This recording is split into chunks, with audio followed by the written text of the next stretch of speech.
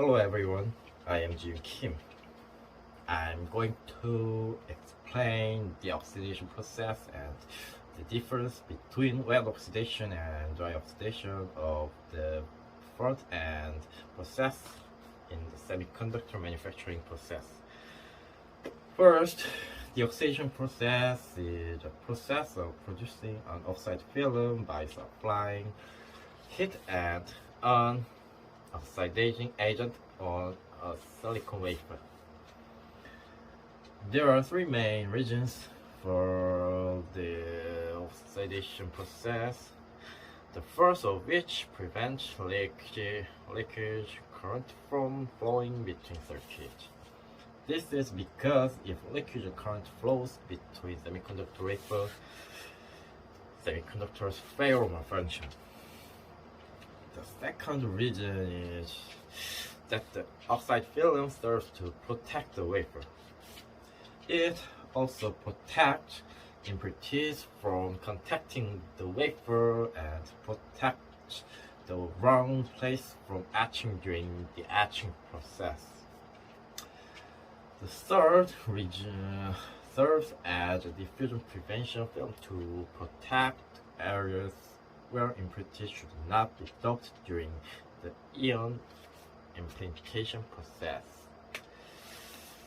Oxidation processes include thermal oxidation, chemical vapor deposition oxidation, and electrochemical oxidation. The most commonly used oxidation process is the thermal oxidation process, and the oxidation process to be described today is the thermal oxidation process. The oxidation process consists of three steps: wafer cleaning, thermal oxidation, and testing. Wafer cleaning is a process of removing organic matter and impurities from the surface of semiconductor wafers. This process also includes removing the oxide film using hydrogen fluoride because it's necessary to remove the low quality thin oxide film produced by naturally contacting the atmosphere during the process of generating and transporting wafer. In the thermal oxidation process, wafers and oxidizing agents are placed in the prepared furnace, and dry and wet oxidation is performed at a temperature between 900 and 1200 degrees Celsius.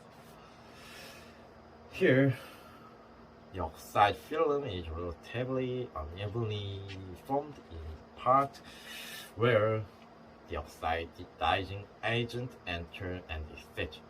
Therefore, dummy wafers are placed at both ends to maintain uniformity.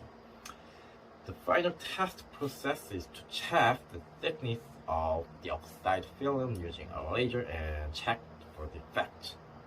We briefly looked into the abnormal oxidation process, and next we will talk about the differences between wet oxidation and dry oxidation.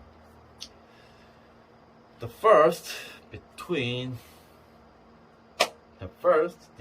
between wet oxidation and dry oxidation is the difference in the growth rate of the oxide film. Wet oxidation uses oxygen and water vapor together as an oxidizing agent, so the growth rate of the oxide film is fast. However, since dry oxidation uses only oxygen, and the growth rate of the oxide film is slow, from 10% to 20% of wet oxidation. The second difference is the difference in the quality of the oxide film. Due to the high density of the oxide film instead of the fast growth rate of the oxide film and the slow growth rate of dry oxidation, the high density of the oxide film is produced in comparison with the wet oxidation. The third difference is the difference in use. The oxide film produced by wet oxidation is difficult to use for important applications due to its low density and poor electrical properties, but the oxide film produced by dry oxidation is high quality and has good electrical properties, so it's mainly used in important areas directly related to product performance. Fourth difference is whether byproducts are produced after the oxidation process.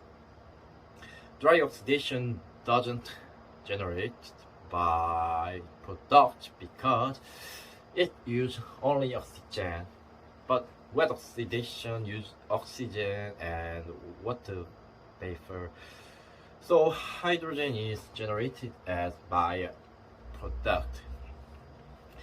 These are all information about oxidation process and difference of wet and dry oxidation in the semiconductor process.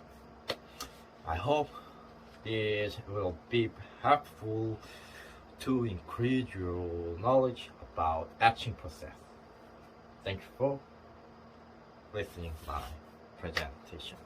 Thank you.